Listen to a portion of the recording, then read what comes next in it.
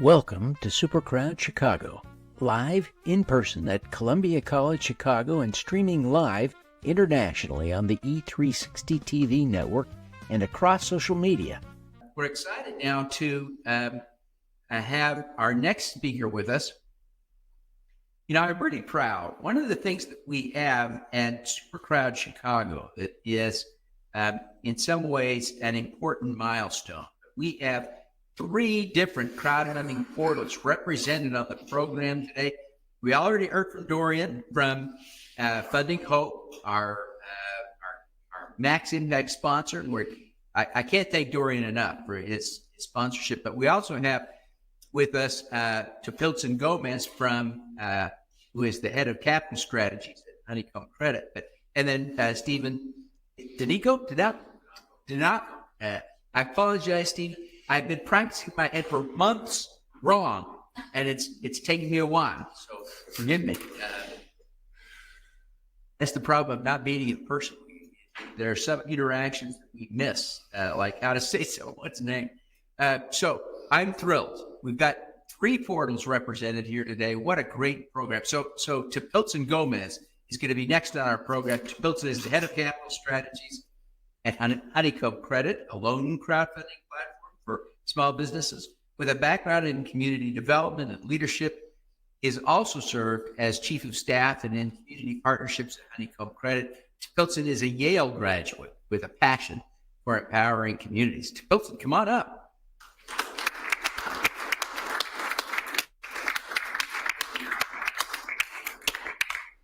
Everyone, I also want to mention that I am on the board of NC3. Okay.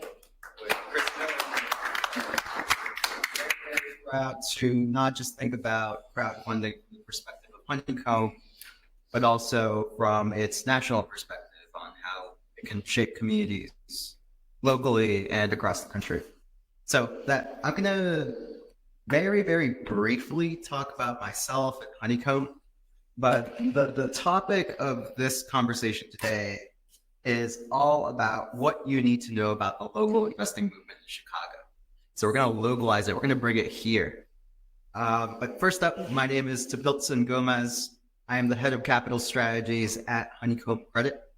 Honeycomb Credit is an SEC-registered funding portal, but we're a little bit different from the large equity crowdfunding portals in that we focus most of our deal flow on helping brick-and-mortar small businesses borrow loans from their community members. Really cool to be coming up right after Kiva, because that's kind of where I think we fit in the ecosystem. Businesses on Honeycomb borrow anywhere from $25,000 to $250,000 of debt by borrowing funds from their community and then paying that back principal and interest. So the big reason why we exist is that we want to help capitalize Main Street America. And we also want to do it in a way that creates economic benefit and wealth building opportunities for everyday people. So that's Honeycomb. Right now, we are a pretty active platform. We launch about 30 or so investment opportunities every single month, all across the country. So we're based in Pittsburgh, and we have a growing presence here in Chicago as well. So on to the formal programming here. What you need to know about the local investing movement in Chicago. So first, it's important for me to mention that the local investing movement does not begin with the Jobs Act. As Dilla mentioned, crowdsourcing and galvanizing community to build alternative economic structures, that has been around for a long, long time, has a proud history of Chicago. But one story that I think is really important for all of us to know is a story of South Shore National Bank. They were the first community development bank in Chicago, founded by 4 activist bankers in 1973. They were reacting to various discriminatory redlining practices in the Chicago area, where banks wouldn't lend mortgages to people of color in Chicago. They wouldn't extend small business loans to the areas that needed them most. So they went ahead and they created their own bank. They purchased the bank, actually, South Shore National Bank. And that became a bank that Bill Clinton eventually visited and helped him develop a theory for what eventually would become the community development financial institution movement. So all that to say is that community investing and local investing, we've been doing it for a long, long time here. But now that investment crowdfunding is a possibility, we can now add a technological enablement to further fuel its growth. But it's important to recognize that there are many organizations that have been doing this work for a long, long time. Specifically want to shout out some of the local CDFIs in Chicago, like Allies for Community Business or the Chicago Community Loan Fund, that have been funding businesses, nonprofits, and real estate projects for almost 2 generations now. Or shout out to the Women's Business Development Center, who is a mission-driven loan fund, has housed the KEEP program. All these things are important things to know when you're thinking about the local impact investing movement in Chicago. So the way that I think about it is many of us in the crowdfunding space are coming from a more financial background. We're relative newcomers to the space. So it's important for us to be eager to share all the great expertise that we have and all the amazing knowledge that we've collected in this relatively young movement. But it's also important for us to be eager to learn, and to collaborate, and to build on top of existing building blocks, because that's how we're going to join that element of history that we're so proud of. So the other thing I want to say is that crowdfunding is not just an internet phenomenon, right?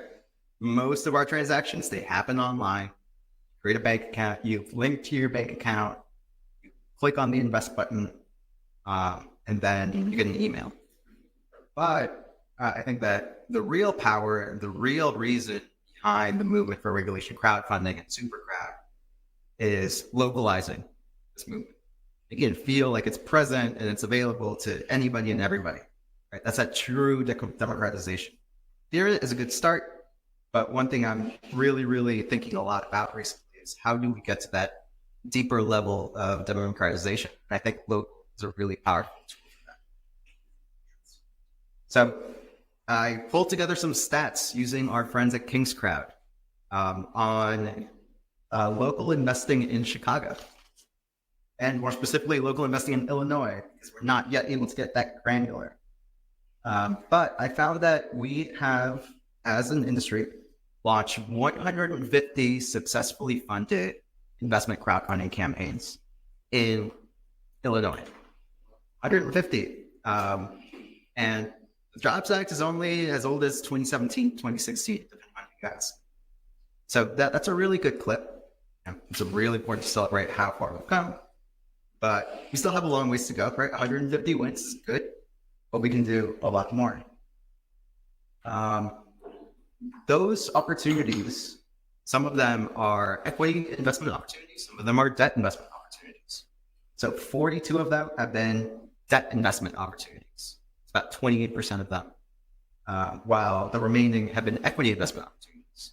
We saw that the late 2010s, there was a really big explosion in equity crowdfunding in the Chicago area. And one thing to mention, I did look at where these Form Cs were filed and what zip codes they represented. Most of these have been in the Chicago area, surrounding suburbs. So not too much of activity going on for the rural parts of the state or the exurbs.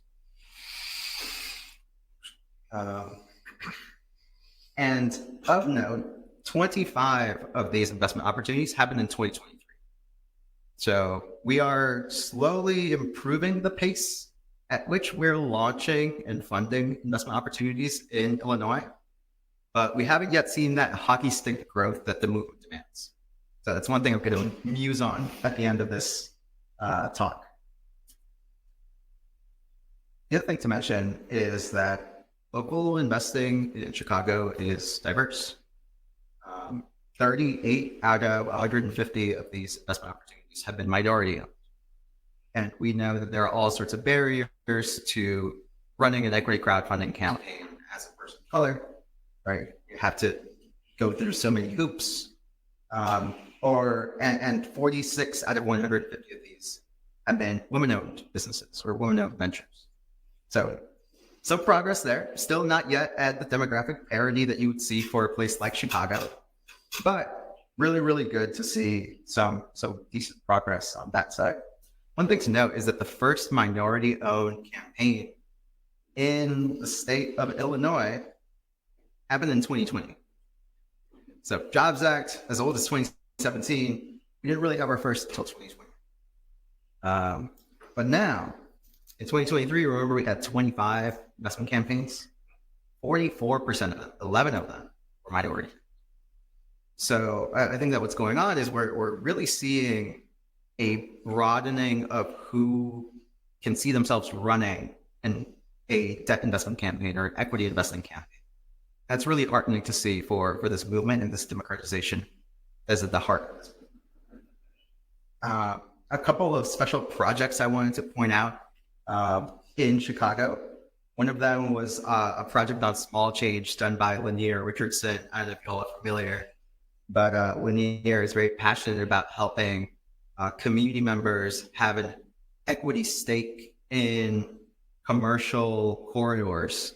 It's like strip malls in their communities. So Lanier has run one successful real estate crowdfunding campaign to do that, as well as he's currently running another that has raised over $100,000. So that's all really, really powerful. That not only are we changing who gets funded, we're also changing what kinds of projects get funded here in Chicago. And this project received, I think, national attention, a lot of local press as well. So it's been really good to see that democratization that is so important to this movement has been happening here in Chicago. But we're only just scratching the surface, as I said. 150 is a really great place to start, but there's some really cool seeds of growth happening. For example, I know, like personally at Honeycomb, we're seeing Chicago start to behave like one of our core markets, where if a business launches on Honeycomb, they have a higher chance of meeting their funding goal. Also been able to line up some institutional investors that are focusing on lending directly to businesses in Chicago. For example, Honeycomb in 2022, we managed to team up with the Builders Initiative, a Lucas Walton philanthropy organization that is investing the first $10,000 in any small businesses Honeycomb credit investment campaign. So really, really tackling that friends and family funding gap so that businesses that may not have a wealthy uncle in their network can tap into these foundations that are looking to make place-based investments. So that work has been essential in helping us build a big base in Chicago. It has made us target more of our outreach here. I think this is the kind of work that might have to happen in other geographies so that funding portals and businesses can feel compelled to cross that chasm of adoption, right? It can be really scary to go to your community and raise funds. But if there is an institution or a bank or a CDFI that is helping you get a head start, it might be a little bit less scary. So that's some of the work that I've been doing on the institutional side. Happy to answer some questions about that. But here are some of my musings on how we can go from 150 to 400, 500, 1,000 small businesses that are community funded here in the state of Illinois. Number one, press and notoriety. If you talk to any person down the street, odds are they do not know that they can now make a small investment in small businesses in their community or the next, Chicago startup. So how do we work together with press collectively to talk about this really exciting initiative? How do we educate the media to explain this in a compliant way? That we're in a highly regulated industry, but we also know that that's not an excuse to be silent about the work that we're doing. One thing I've also been really heartened by is the existence of local investment clubs and angel networks, right? How do we start connecting our crowdfunding community to investment clubs and to angel networks so that it's not just, fly-by-night deals happening on Reg D, but rather deals that are open to the public, and help grow these local investing networks. One example that comes to mind is this group called Fund Milwaukee, to the state to our north. They're a group of volunteers. They get together and they talk about investment opportunities in their community, some of which are on a platform, some of which are not. The other thing that gets me really excited is our industry's potential to not reinvent the entire wheel. There's a ton of amazing existing infrastructure in our capital formation systems. For example, CDFIs, right? They have been funding small businesses ever since the 1980s, right?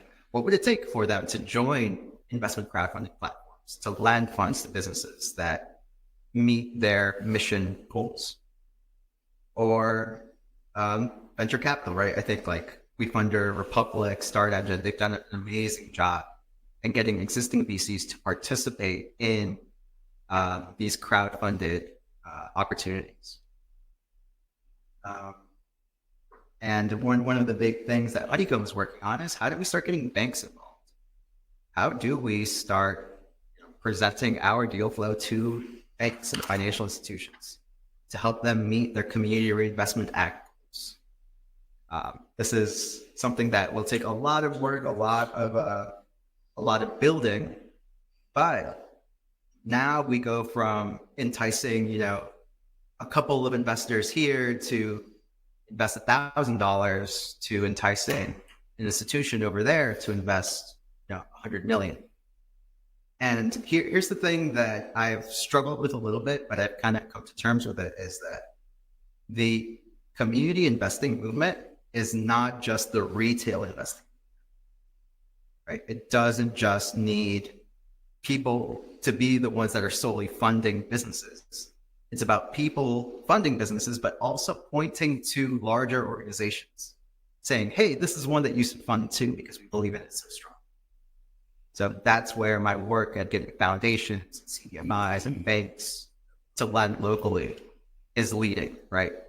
We want to use the community's investment behavior to inform larger organizations about where they should direct their hundreds of thousands or millions of dollars, because that's how we're ultimately going to scale up the potential of the community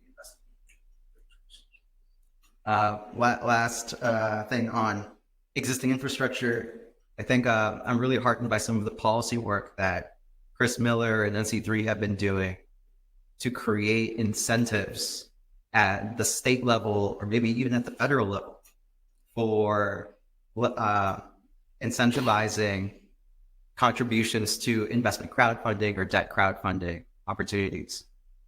Chris has been doing some really amazing work in Michigan, where it might lead to a Michigan state tax credit if you invest in a Michigan-owned business. That is really powerful, right? That's how we get into tax advantage territory. And that broadens the scope of what kind of capital can invest on platforms and fund these businesses. So that's something that's really interesting to me. And the last part of my musings here is we have to get smarter about impact rewarding, right?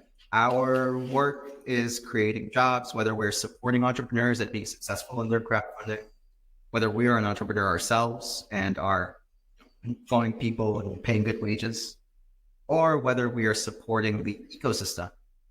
It's important for us to start tallying how many entrepreneurs we have reached. What does that demographic makeup look like? Are we doing it rural versus urban? Because these stories are the things that will draw more allies to our. So yeah, those are my musings about how we go from 150 to a national, local investment. I'm happy to take any questions. I know we have 7 minutes here left.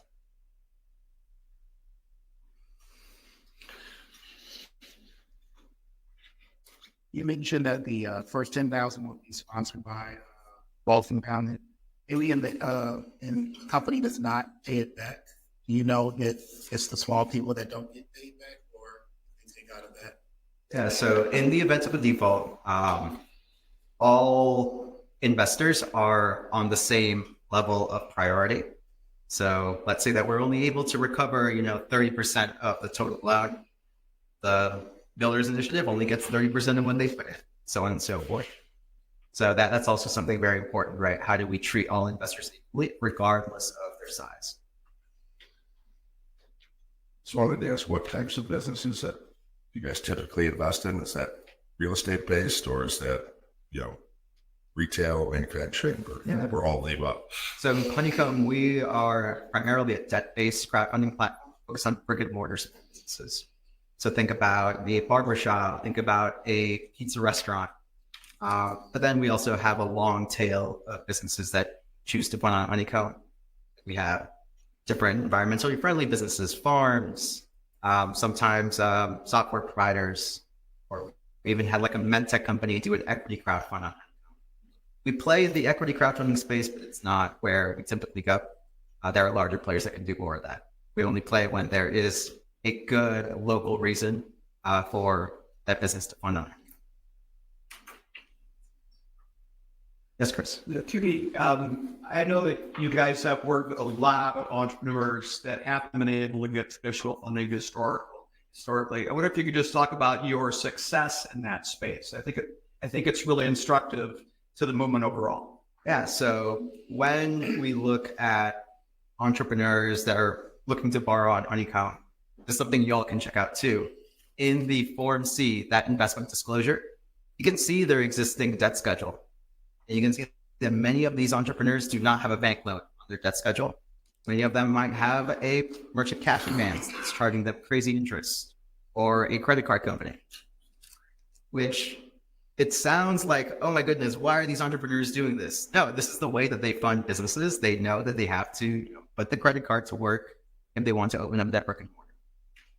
So one thing that's really powerful about Honeycomb is that for many of them, we're either their first or second contact with something that feels more like a traditional bank.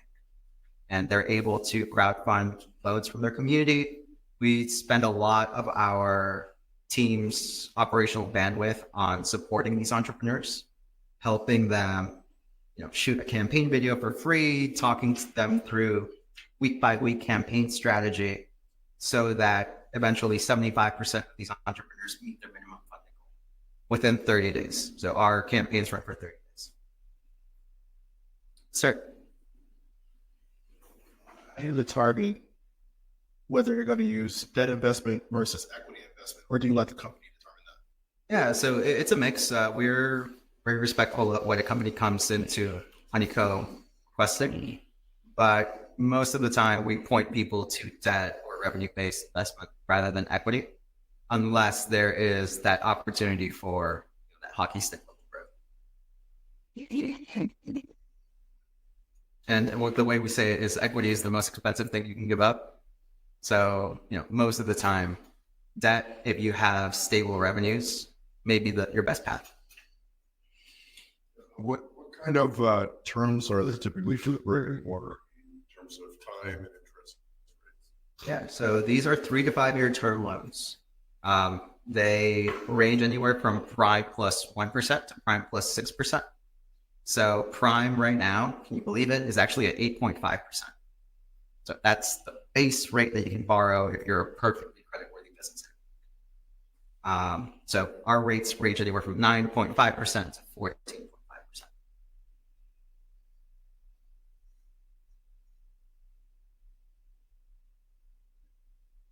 Yeah.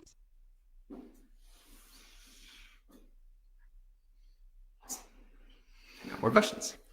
Thank you all. No. That could be online. Let's go get any ideas here. I wonder if you would share a favorite story. You've done a little over $25 million in transactions on Honeycomb Credit. You've got to have a favorite one or two that you like to brag about. Yeah. I want to say one of my favorite ones is, I have two. So one of my favorite ones is, because we're talking about Chicago, is Taylor's Tacos. They are a Chicago-based business, been working quite a lot with the WBTC. They were a borrower at Allies for Community Business, another CDFI. They're based in the Hatchery, which is an amazing food incubator in the west side of Chicago. And they're a brand that makes these, they're the first woman-owned taco restaurant in Chicago. And they were looking to open up a brick and mortar. So brick and mortars are really expensive, and that was more capital that their existing CDFI relationship could provide. So they borrowed from Alliance for Community Business, they borrowed from Honeycomb, and we were able to connect them with $50,000 of capital from their loyal customer base, our Chicago-based investors, as well as they were the first business to receive from the Builders Initiative, that foundation partner that we're working with. What's really cool about this is a business that was deeply embedded in the ecosystem. And this is how capital and small business occurs at this scale. Right? It's going to take many ants to help make that brick and mortar happen. It's open. The food is amazing. You should check it out. Additionally, the Builders Initiative also extended a small grant to Taylor's Tacos every year that they submit their financials to the Builders Initiative for their impact reporting purposes. Taylor's receives a $500 grant. So that's really cool to see how our philanthropic partners are not just investing, but they also are creating grant making opportunities here. So another cool community capital story wrapped in a nutshell, or in a taco shop.